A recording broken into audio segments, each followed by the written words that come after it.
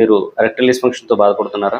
మీకు erectile dysfunction diagnosis చేయడానికి ఏ టెస్టులు చేయించుకోవాలి అనేది తెలియటం లేదా? అయితే ఈ వీడియోని ఒకసారి పూర్తిగా చూడండి. హాయ్, నా పేరు సంతోష్ కుమార్ వాండ్రంకి. మీరు చూస్తుంది Telugu wellness world channel. Erectile dysfunction diagnosis చేయడానికి అవసరమైన టెస్టులు ఏంటో మనం ఇప్పుడు చూద్దాం.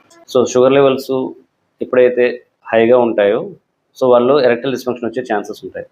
సో అందు గురించి మీరు డయాబెటిక్ టెస్ట్ చేయించుకోవాల్సి ఉంటుంది. Second, BP, blood pressure. So ఎవరైతే హైపర్ టెన్షన్తో బాధపడుతుంటారో వాళ్ళలో కూడా ఎరెక్టైల్ డిస్ఫంక్షన్ వచ్చే ఛాన్సెస్ ఉంటాయి. Third, thyroid profile. ఎవరైతే థైరాయిడ్ ఇష్యూస్తో బాధపడుతుంటారో వాళ్ళలో కూడా ఎరెక్టైల్ డిస్ఫంక్షన్ వచ్చే ఛాన్సెస్ ఉంటాయి. Fourth one, cholesterol. So lipid profile. So lipid ప్రొఫైల్లోని హై కొలెస్ట్రాల్, హైపర్ కొలెస్ట్రామియా అంటాము. సో ఆ కండిషన్లో కూడా ఎరెక్టైల్ డిస్ఫంక్షన్ వచ్చే ఛాన్సెస్ ఉంటాయి. సో ఫిఫ్త్ వన్ చూసుకుంటే serum testosterone. Male sexual reproductive health కోసం చాలా అవసరం. అట్లాగే ప్రాపర్గా ఎరెక్షన్ కావాలన్నా, సో లిబిడో అంటే సెక్షువల్ ఇంట్రెస్ట్ ఉండాలన్నా కూడా టెస్టోస్టెరాన్ కరెక్ట్ లెవెల్లో ఉండాల్సి ఉంటుంది.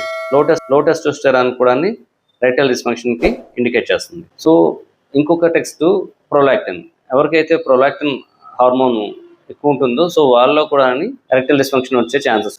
ముఖ్యంగా ఇంకో టెస్ట్ ఉంది, పెనైల్ డాప్లర్ టెస్ట్ అంటాం. సో ఇది పెనైల్లోకి బ్లడ్ ఫ్లో ఎంతసేపట్లో వెళ్తుంది, ఎంత స్పీడ్గా వెళ్తుంది, ఎంత టైం హోల్డ్ అయి ఉంటుంది సో అనేది దాంట్లో కంప్లీట్గా వస్తుంది.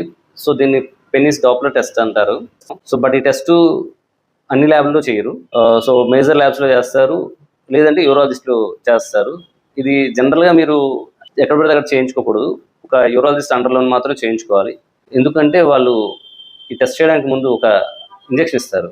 సో అది బ్లడ్ వెజల్స్ని డైలేషన్ చేసి సో బ్లడ్ ఫ్లోని ఇంక్రీజ్ చేస్తుంది. సో ఇది చేసినప్పుడు కొంతమందిలోని మళ్ళీ నార్మల్గా ఎరెక్షన్ తగ్గకుండా కంప్లీట్గా ప్రొలాంగ్డ్ ఎరెక్షన్ అంటే ఎక్కువసేపు ఎరెక్షన్ అయి ఉండిపోవడం వల్ల రిస్క్ అవుతుంది.